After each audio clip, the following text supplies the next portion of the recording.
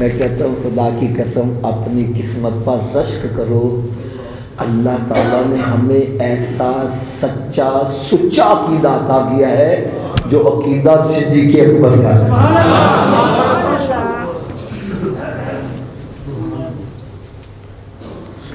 حضرت سیدنا صدیق اکبر رضی اللہ تعالیٰ عنہ جب آپ کے وصال شریف کا وقت آنے لگا، آپ نے وصیت فرمائی۔ کیا فرمائی؟ وصیت سنو ذرا۔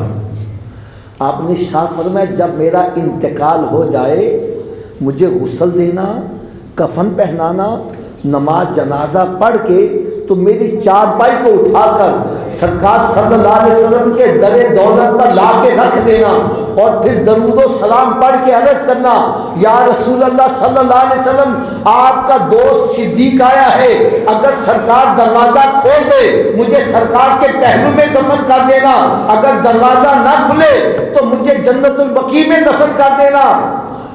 ارے کسی صحابی نے یہ اعتراض نہیں کیا، صدیق تو کیسی باتیں کر رہا ہے، جس نبی کا انتقال ہو گیا ہے منو مٹی کے نیچے دفن ہے، وہ دروازہ کیسے کھولے گا؟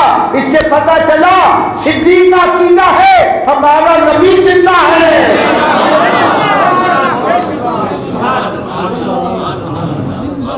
تو زندہ ہے بندہ، تو زندہ ہے بندہ، میری چشم عالم سے چھپ جانے کا۔ اور دوسری بات سنو، اس سے پتہ چلا تمام صحابہ کرام کا بھی عقیدہ یہی ہے، ہمارا نبی زندہ ہے۔ ورنہ اعتراض کر دیتے صدیق کیسی باتیں کر رہا ہے، سرکار کیسے دروازہ کھولیں گے؟ کسی نے اعتراض اونچی بول دو یار۔ ایک بندہ بول پڑا، کہنے لگا حافظ صاحب او امیر المومنین سن اس واسطے ڈر کے کوئی نہیں بولیا۔